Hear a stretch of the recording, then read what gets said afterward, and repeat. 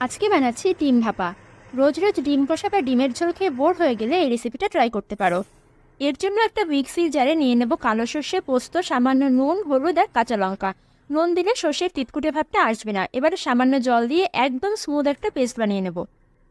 এরপরে 4টে সিদ্ধ করা ডিম মাঝ বরাবর একটু ডিপ করে কেটে নিয়ে একদম হালকা করে ভেজে নেব। ডিমগুলো ভেজে নিলে টেস্টটা আরও ভালো আসবে।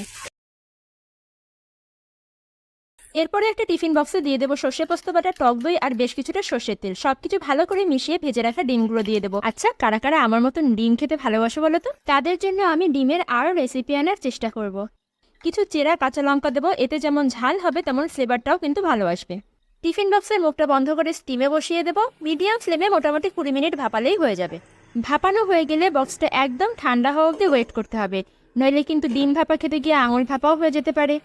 এবারে বক্স খুললেই ডিম ভাপা রেডি।